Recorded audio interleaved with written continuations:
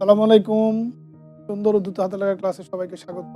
আজ আমরা দেখাবো সুন্দর হাতে লেখা কিভাবে ডেভেলপ করা যায় এবং আমরা যে বর্ণগুলো নিয়ে আজকে কাজ করব সেগুলো আমরা স্ক্রিনে দেখাচ্ছি।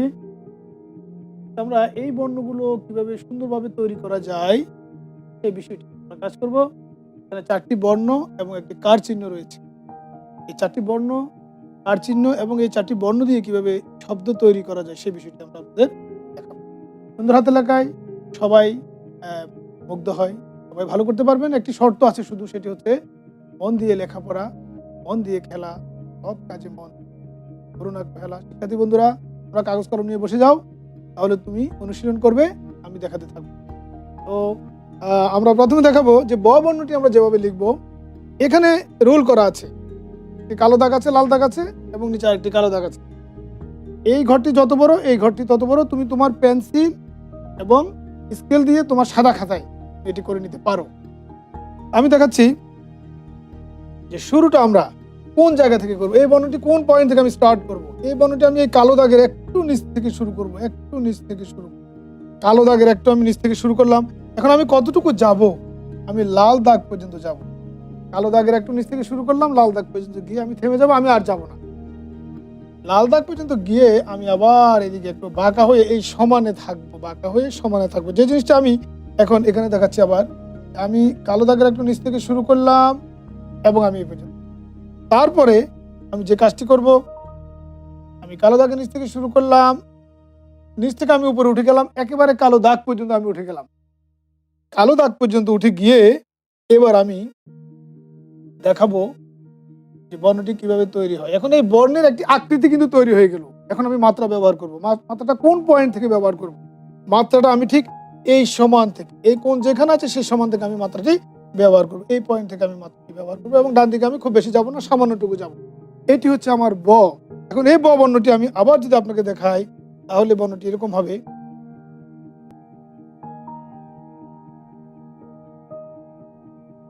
এ হচ্ছে ব। এখন এই ব বর্ণটি আবার শুরু থেকে আমি একটু দেখাই, আপনারা এভাবে প্র্যাকটিস করবেন। আমরা শুরু করব একটু কালো দাগের একটু নিচ থেকে লাল দাগ পর্যন্ত আসবো, বাঁকা করে আমি একই সমানে আসব। এখন হাত না তুলে একবারে আমি উপরে উঠে যাব, একবারে আমি উপরে উঠে যাব। হাত না তুলে আমি একটু উপরে উঠে গেলাম এবং আবার আবার আমি উঠে এবার আমি এই পয়েন্ট থেকে মাত্রাটি ব্যবহার করব। মাত্রা কেন পরে ব্যবহার করব? এই জন্য ব্যবহার করব, মাত্রা যদি আপনি আগে ব্যবহার করেন তাহলে আপনার মাত্রা বড় অথবা ছোট হতে পারে, সে কারণেই আপনি মাত্রাটি পরে ব্যবহার করবেন। তো এছাড়া অনেকগুলো বর্ণ আছে, অর্ধমাত্রা বর্ণ, যেমন দেখেন ধ অর্ধমাত্রা বর্ণ। আবার কিছু বর্ণ আছে মাত্রাই নেই, মাত্রাবিহীন বর্ণ যেগুলোকে আমরা বলে থাকি। সেই বর্ণের ক্ষেত্রে তো আর মাত্রা হবে না, সে কারণেই আমরা মাত্রাটি পরে দিচ্ছি। এখন আপনি দেখেন এই বর্ণটি আমি আপনাকে আবার দেখাচ্ছি যে কালো দাগের একটু নিচ থেকে শুরু করব, লাল দাগ পর্যন্ত এসে নিচে গিয়ে আবার উপরে উঠে যাব এবং আমি এখানে মাত্রাটি ব্যবহার করব। এ হচ্ছে আমার ব।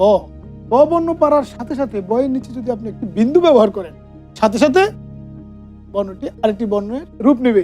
এটি হচ্ছে কি, বয়ের নিচে যদি আপনি একটি বিন্দু ব্যবহার করেন, সাথে সাথে সেটি হবে বয়ে বিন্দু র। আমি কিন্তু বয়ে বিন্দু র বলেছি, বয়ে শূন্য বলিনি।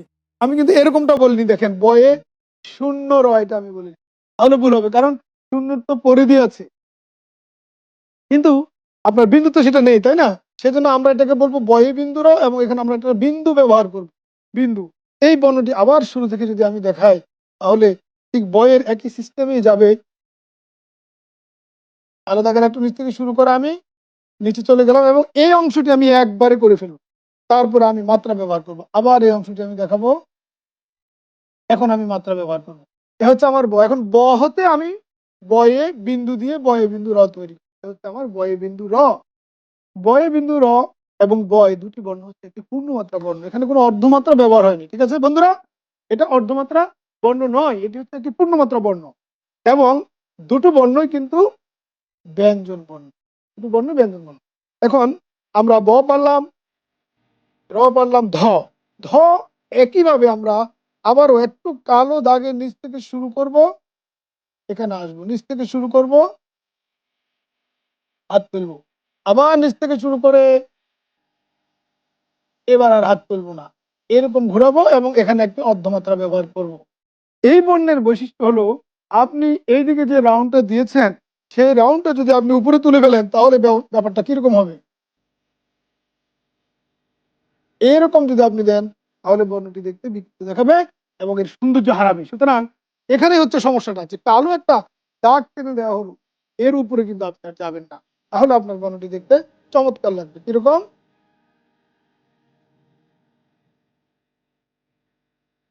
এরপর আপনি এখানে একটি অর্ধমাত্রা দেবেন এবং আপনি খেয়াল রাখেন যে এই জায়গাটি প্রায় সমান, এখানে প্রায় সমান। আপনাকে যদি আমি আবার এই বর্ণটি দেখাই বিকৃত করে, তাহলে এরকম হয়। দেখেন, আপনি যদি এই কোণের বাইরে চলে যান, বাম দিকে চলে যান, তাহলে কিন্তু বর্ণটা দেখতে ভালো লাগবে না। আর উপরে উঠলে তো এমনিতেই ভালো লাগবে না। তাছাড়া লেখার সময় আমরা যেরকম বলেছি এই দাগটা ক্রস করবো না, লাল দাগ, সেটা যদি আপনি ক্রস করেন তাহলে বর্ণটি দেখতে কেমন দেখাবে?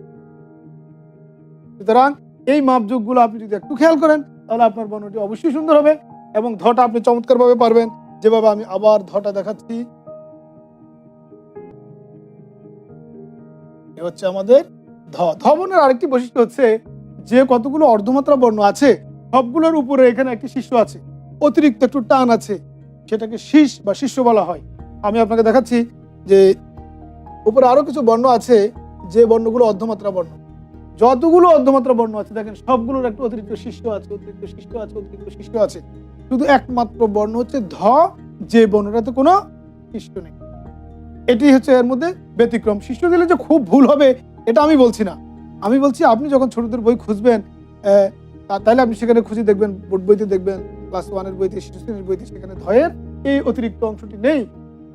আর বাকি যে অর্ধমাত্রা বর্ণগুলো আছে ওগুলোর কিন্তু এই অতিরিক্ত অংশটি আছে। বন্ধুরা, তাহলে ধয়ের মধ্যে আমরা একটা ব্যতিক্রম পেলাম। এই ধয়ের একটা অর্ধমাত্রা বর্ণ, ধয়ের শিষ্য নেই। আরেকবার আপনাকে আমি সেই ধটা একটু দেখাতে চাই। সেটি হচ্ছে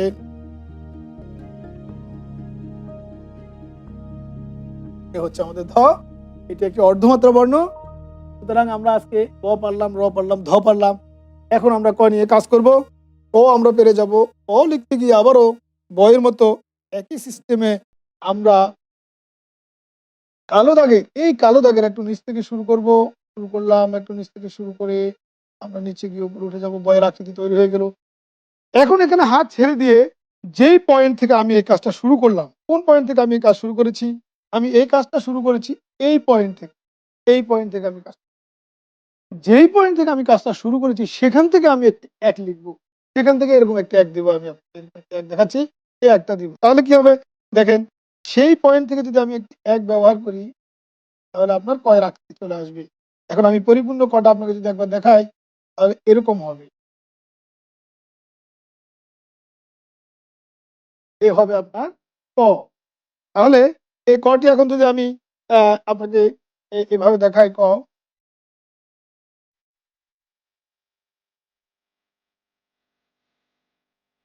আমি বললাম যেই পয়েন্ট থেকে আমি স্টার্ট করেছিলাম কয়ের শুরুটা, সেই পয়েন্ট থেকে আমি আবার এক দিব। একই পয়েন্ট থেকে এক দিব। যদি সেই পয়েন্ট থেকে এক না দিয়ে অন্য কোনো জায়গা থেকে এক দেই তাহলে দেখতে কেমন লাগে? এবার আপনি দেখেন আপনার ক দেখতে কেমন। কারণ আমি যেই পয়েন্ট থেকে স্টার্ট করেছিলাম, যেই পয়েন্টটা আমার শুরু পয়েন্ট ছিল, সেই পয়েন্টটি ছিল এটা। এখান থেকে আমি শুরু করেছি, কিন্তু এখন আমি একটা দিয়েছি ভিন্ন পয়েন্ট থেকে, যার কারণে কটা এরকম ব্যতিক্রম হয়ে যাচ্ছে। আবার দেখেন, একবারে যদি আমি ক দিতে যাই, উপরে উঠলাম এবং সেখান থেকে আমি একসাথে কটা দিয়ে দিলাম, তাহলে কটা দেখতে কেমন? এ হচ্ছে অরিজিনাল ক, এ হচ্ছে অরিজিনাল ক, বিকৃত ক। আবার মাত্রা যদি ছোট বা বড় দেন সেক্ষেত্রেও কিন্তু ভালো দেখাবে না। আপনি এতটুকু দিয়ে এখানে এতটুকু মাত্রা দিলেন, মাত্রাটা অর্ধমাত্রা হলো, পূর্ণমাত্রা হলো না, তাহলে এখানেও কিন্তু ওটা চমৎকার লাগবে। সুতরাং বর্ণের আমরা বলেছি আকৃতি যতটুকু হবে মাত্রা হবে ততটুকু। সে কারণেই মাত্রাটা আমরা পরে ব্যবহার করি। এখন আপনি দেখেন, আবার যদি আপনাকে আমি কটা এরকম লিখি যে একদম এই পর্যন্ত চলে আসবে, তাহলে কেমন লাগবে? নিশ্চয় তোমরা হাসছো শিক্ষার্থী বন্ধুরা। হ্যাঁ, আমারও হাসি আসে। এখন দেখো, এখানে একটা মাপযোগ যে আছে, সেই মাপযোগ বাজারের যে বাংলা খাতা আছে সেখানে কিন্তু এই মাপযোগটা নেই। যে শুরু বয়সে, ছোট বয়সে তুমি যখন বর্ণ শিখবে, লেখা শুরু করবে, তখন তুমি কতটুকু নামবে, উঠবে, এই ব্যাপারটা। সেই জন্য আমরা স্কেল করে দেখালাম যেন হাতের লেখা লিখতে শুদ্ধভাবে, সুন্দরভাবে লিখতে সহজ হয়। এই জন্য এবার আমি দেখাচ্ছি এই বর্ণটি আবার, যে কালো দাগের একটু নিচ থেকে শুরু করলাম, তারপর হাত ছেড়ে দিলাম। আবার যেই পয়েন্ট থেকে স্টার্ট করলাম সেই পয়েন্ট থেকে এখন আমি একটি ব্যবহার করব এবং মাত্রা ব্যবহার, তাহলে মাত্রাটা পরে দিলাম। এ হচ্ছে আমাদের ক। এখন কটাকে যদি আমি বড় করে দেখাই তাহলে বন্ধুরা এরকম দেখা যাবে, এরকম দেখা যাবে। এটাকে আমি আবার ছোট করলাম, আগে জায়গায় নিয়ে আসলাম। ক। আমরা বলেছি ক এর পরে আমরা একটি আজকে কার চিহ্ন দেখাবো। আমরা জানি স্বরবর্ণ হচ্ছে 11টি, কিন্তু কার চিহ্ন হচ্ছে 10। প্রথম বর্ণটি হচ্ছে অ, যে বর্ণের কোনো কার চিহ্ন নেই। দ্বিতীয় বর্ণ হচ্ছে আ। আয়ের আ থেকে এই আকার, এই আকারটি আমরা এখন দেখাবো। আকারটা আমরা দেখাবো, আকারটা কিভাবে দিতে হবে। আকারটা আমরা এভাবে দিতে চাই, সোজা টানবো, সোজা টেনে একটু বাঁকা করবো, সোজা টেনে একটু বাঁকা করবো, তারপর উপর থেকে নামাবো, দেন এখানে একটি অর্ধমাত্রা ব্যবহার করব। এটা আমি আবার দেখাতে চাই যে কার চিহ্নটি যদি আপনি না পারেন তাহলে আপনার শব্দ আপনি বানাতে পারবেন এখান থেকে, কিন্তু অ্যাভেলেবেল শব্দ বানাতে পারবেন না। আবার যদি কার চিহ্নটা দেখাই, প্রথমে সোজা, তারপরে একটু বাঁকা, তারপরে একটু বাঁকা দিয়ে এবার উপর থেকে আমি টানবো নিচ পর্যন্ত, তারপর আমি অর্ধমাত্রাটি ব্যবহার করব। এ হচ্ছে আমার আকার। সাধারণত এই আকারটি অনেকেই এভাবে দিয়ে থাকে, শুরুতে এরকম দিয়ে থাকে, যে জন্য আকারটি দেখতে ভালো লাগে। সুতরাং এই বিষয়টি আমাদেরকে সবচাইতে গুরুত্বের সাথে খেয়াল করতে হবে। তাহলে আকার বিকৃত করা যাবে না, আকার সোজা যাবে প্রথমে। আবার আমি একটু দেখাতে চাই আকার কিভাবে লিখবো। শুরুতেই সোজা টান দেবো, দিয়ে একটু বাঁকা করবো, দেন আমি উপর থেকে লাইনের উপর থেকে টানবো এবং পরের ধাপে গিয়ে আমি এখানে একটি অর্ধমাত্রা ব্যবহার করব। এই যে এখানে একটু বাঁকা, এই জন্য এখানে একটু সৌন্দর্য বৃদ্ধি করেছে। আর আপনি যদি এরকম না দিয়ে এমন দিতেন তাহলে কিন্তু এই জায়গাটা, এই সৌন্দর্যটা তৈরি হতো না। সুতরাং এখানে জিনিসটি ভালো দেখাচ্ছে না, আপনাকে কাট করে নিতে হবে। এখন আজকে ব করলাম, র করলাম, ধ করলাম, ক করলাম এবং একটি আকার করলাম। এগুলো দিয়ে আমরা এখন শব্দ বানাতে চেষ্টা করব। যেমন প্রথমে আপনি যদি র বর্ণটি লিখেন তাহলে র থেকে আমরা রব সৃষ্টি করতে পারি। যে র লিখলাম, র, বয়ে বিন্দু র, এরপর আমি এখানে বটা বসিয়ে দিলাম, তাহলে এখানে একটা শব্দ তৈরি হয়ে গেল রব। আবার আপনি যদি উল্টো দেন তাহলে হবে। আগে যদি ব ব্যবহার করতে চান পারেন,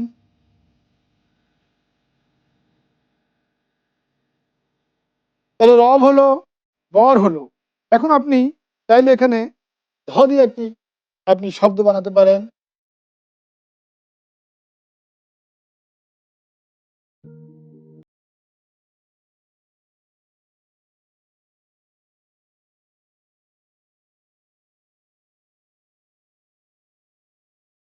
যেহেতু আমরা আকারটা পারি, সুতরাং এখানে আমরা এবার আকার দিয়ে শব্দ বানানো শুরু করলাম। তা থেকে আমরা ধরা তৈরি করি। আবার ব থেকে আমরা বর পাশে যদি আকার বসিয়ে দিই,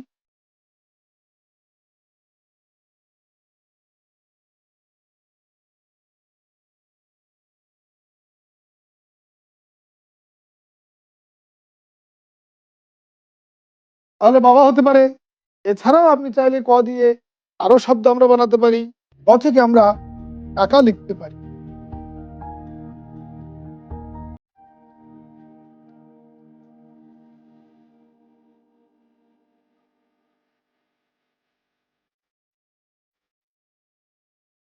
ক থেকে আমরা কাকা লিখেছি, আমরা চাইলে এখন ক, ব, র আরো একটি শব্দ বানাতে পারি তার চিহ্ন ব্যতীত।